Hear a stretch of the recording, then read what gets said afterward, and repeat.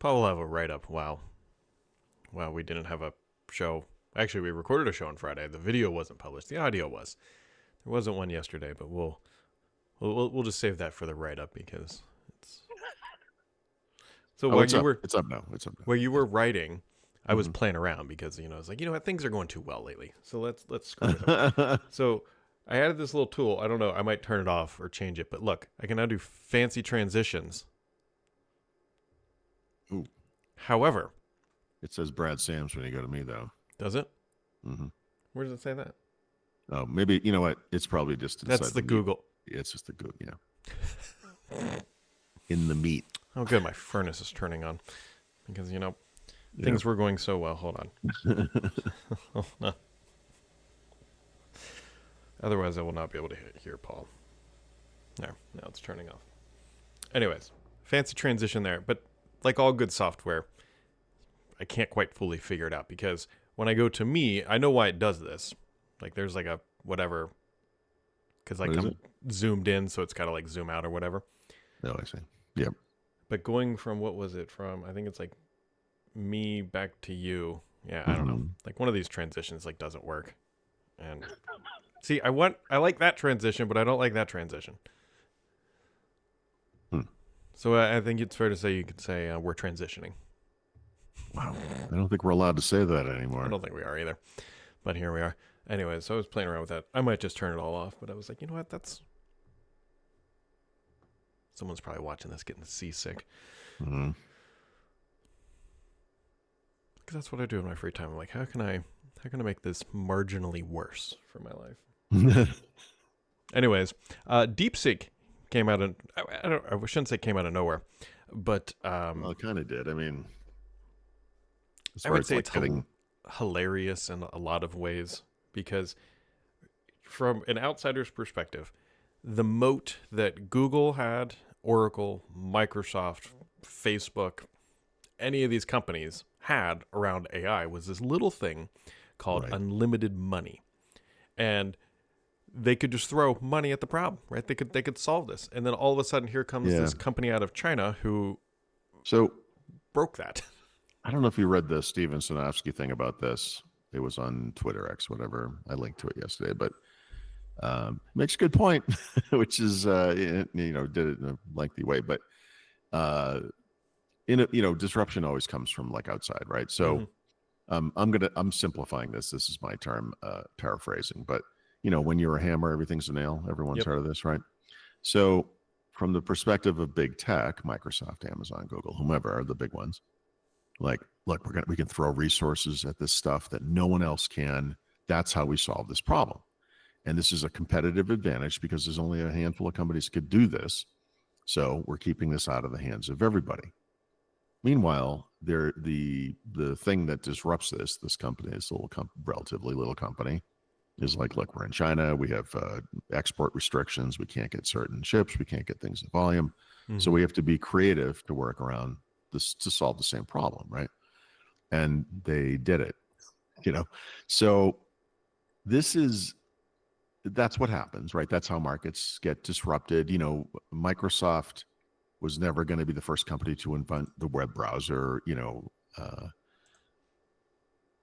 Apple was able to disrupt the phone industry, et cetera, et cetera. So like, that's what happens. It's like it takes an outsider, it takes someone who doesn't have a business to protect to think about like a different way of doing things. Like nobody inside Microsoft's like, hey, we could do this on a Commodore 64. Why are we throwing Azure at this? So that's what happens, right? But here's the thing, like when I wrote this up yesterday, one of the big stories was like how big tech stocks had kind of tanked over the weekend, or Friday to Monday, whatever. And so I kind of went and looked into that. So as I wrote the article, I was looking up some of the stock prices of like the Google, Microsoft, Nvidia, whatever.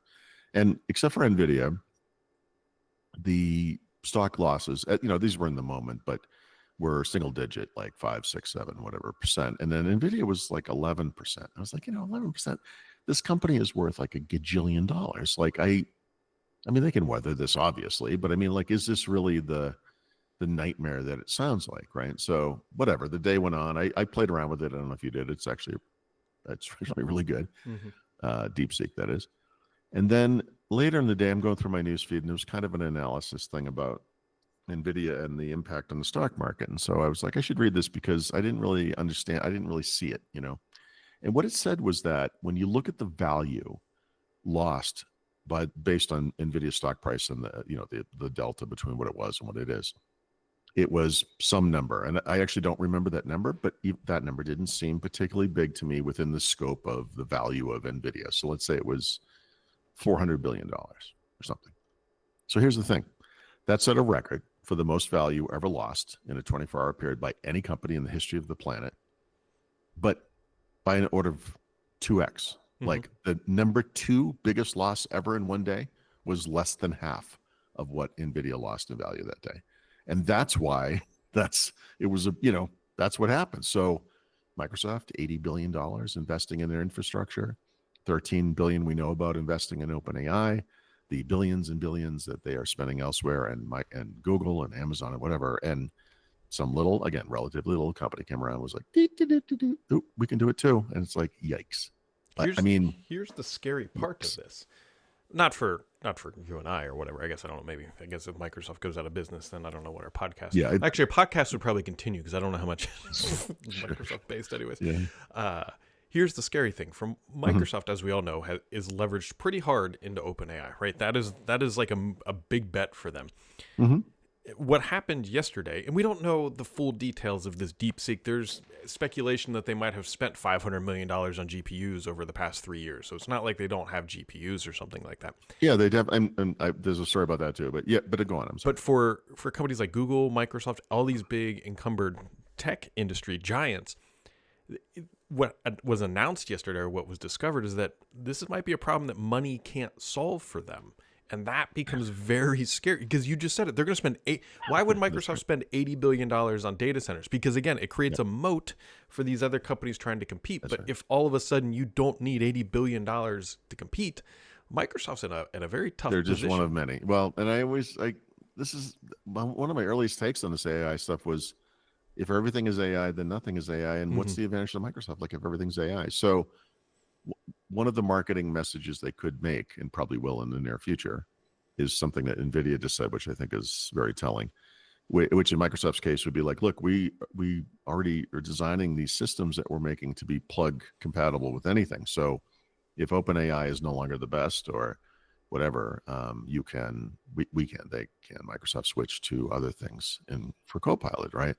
That will make it lower cost to them, which is great. And it will hopefully make it lower cost to customers, which is probably necessary. But the NVIDIA version of that, which just fascinates me, is they actually came out with a statement about this. And they were like, look, we just want to remind everyone that whatever inferencing that anyone is doing requires NVIDIA GPUs. I don't believe that's actually technically correct, but okay, let's just accept it is. Meaning that company that owns Deepseek, is using NVIDIA GPUs, which we know, we know they are. We just don't know how many, but they are. And that's a very defensive posture. You don't come out and say something like that if everything's going great. You're like, you're just like reminding people you exist. It's like, yeah, dude, we know you're like the third biggest company in the world. But the fact that they felt the need to say that was, I don't know. Like Satya Nadella, when was this? Last September, maybe? Referred to these models, these LLMs, as commodities, right? Which speaks to the plug and play nature of what they could do and are doing right now in GitHub Copilot, right? So we'll see. That's not really a defense, but I'm not a financial guy, so this is not coming from a particularly educated standpoint, but Microsoft for many years was just buying back its own stock and holding on to money. It wasn't doing anything. Yeah. Like it had all this cash, and cash assets, but wasn't doing much with it. This is a company that would borrow money because the interest rates were like nothing, because that just made more sense financially, even though it had plenty of money, right? This is a company that can buy Activision for whatever it was, $89 billion in cash, right? A company that can spend $80 billion in a fiscal year on infrastructure. It's just comes out of profits. It's no problem. Like, it's another way to funnel money that you make, and at least it shows investors you're being aggressive. And there's some risk, I guess, but It's a high reward potential. And honestly, at the end of the day, who gives, like you spent this money, like who cares? It was just sitting there doing nothing anyway. So again, I'm not a financial guy, but as far as like the return possibilities, I mean, I think it's a weird thing to say, but I think they were right at the, given the moment and what they were doing to go so aggressively like they did after AI. It was smart, I think, strategically. But yeah, I think this upends things. It's like the Netscape Navigator moment for AI in a way, It's interesting. It is. It's super interesting, and the thing is none of us really know the actual long tail of this. It's more so, a company did it for cheap, compared to cheap relative to the rest of the market. Yes, half a rainforest instead of 3, sort of, right? Yep. You can pick your own analogy, I guess. It's like a little kid in a little boxcar race, I think he built for like the Weeblos or whatever, and he like won the Grand Prix or something against professional racers. It's like that shouldn't happen. Those are often the greatest stories ever told, though. Yeah.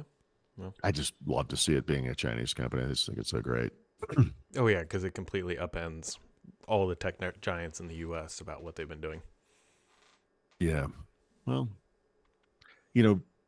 big tech needs to be humbled, ended. Yeah. I mean, that's really right. It's right. Even ChatGPT put out a thing yesterday, like, "Oh, we're going to release new model." Like, it's we get it, but the problem is that you said to do this, you need all this money, and suddenly, I guess that's tech in a nutshell, right? I still remember my first CD burner my dad bought that was the size of a cinder block, and I don't even know how much that thing was, but it was huge. Now we don't even use them.